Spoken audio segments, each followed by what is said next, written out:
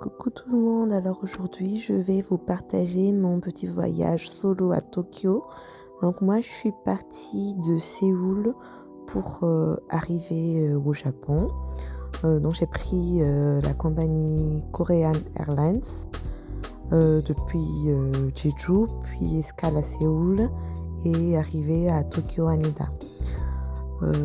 Ça m'a pris quand même toute la journée, du coup j'étais un peu éclatée parce que je partais de Jeju. Et voilà, le petit repas de la compagnie qui était très bon. C'était trop beau quand je voyais le mont Fuji depuis l'hublot de l'avion où j'étais, avec un joli coucher de soleil. Et puis arrivé à l'aéroport de Tokyo Haneda, c'était un des aéroports les plus propres que j'ai vus de toute ma vie en fait. Après, première fois que je suis arrivée, je suis allée dans un 7-Eleven, enfin un convenience store, et c'est un autre level chez eux, c'est énorme. Donc voilà, je suis arrivée dans mon quartier à me balader toute seule et à décrire ce que je voyais. C'était tout propre en tout cas. Premier jour après ça, c'était la visite du temple d'Asakusa. C'était blindé de monde, pour tout vous dire. Mais c'était trop beau aussi. Après, je suis allée dans un drugstore pour la première fois. En fait, il y a des médicaments, mais il y a plein de produits aussi.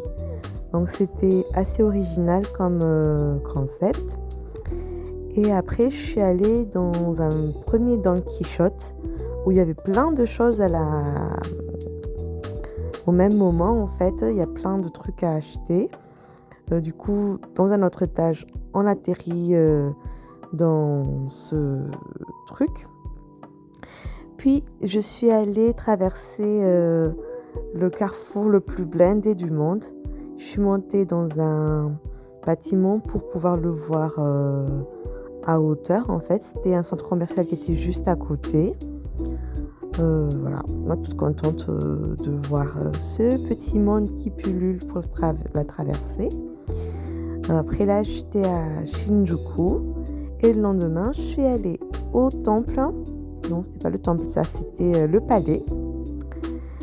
Voilà, où je pouvais pas entrer, c'était juste l'extérieur qu'on pouvait visiter en fait. Là, c'était un aquarium qui était super zen vers Odaiba. Et le train un peu futuriste pour revenir du coup au centre-ville. Là, je suis allée au Team Lab. Du coup, c'est une sorte de musée interactif. C'était une très belle expérience à faire. Il y avait beaucoup de lumière, beaucoup de sentiments. Il y avait aussi de l'expérience qui se passait dans l'eau. Un truc comme ça, en fait, où il y a des projections en même temps. Là, ça va changer de motif. C'était quelque chose qui était beau à voir.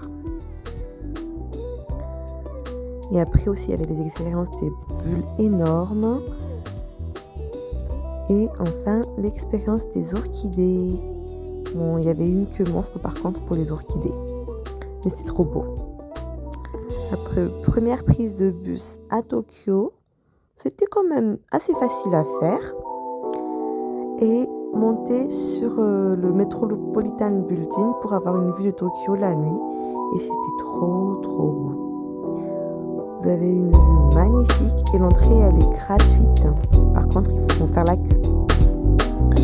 Le lendemain, j'ai pris un bus pour une activité un peu spéciale. Le mont Fuji. J'ai adoré cette expérience. C'était un peu cher quand même. Je crois que c'était 65 € pour la journée. Donc, il nous amène dans plein de spots comme le lac, d'autres endroits pour avoir la vue du mont. Et après, le soir, on est revenu sur Tokyo. Après ça, je suis allée dans un autre sanctuaire le lendemain, dont je ne me souviens même plus du nom. Il y a aussi quelques torii là-bas, donc c'est trop beau à voir. Et dans l'après-midi, je suis revenue au carrefour super blindé là, pour la traverser en fait.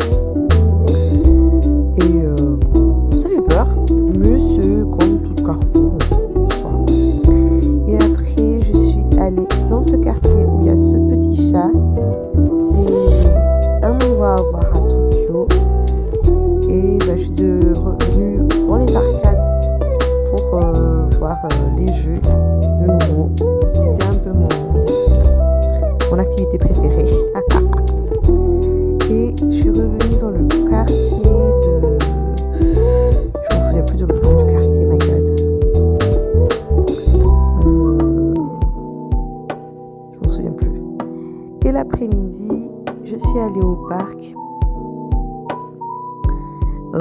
Du coup, j'ai vu plein d'animaux qui, à mon avis, ne sont pas très sereins parce que regardez, ils n'arrêtent pas de faire les mêmes mouvements, les mêmes gestes, les allers-retours. J'ai vu un panda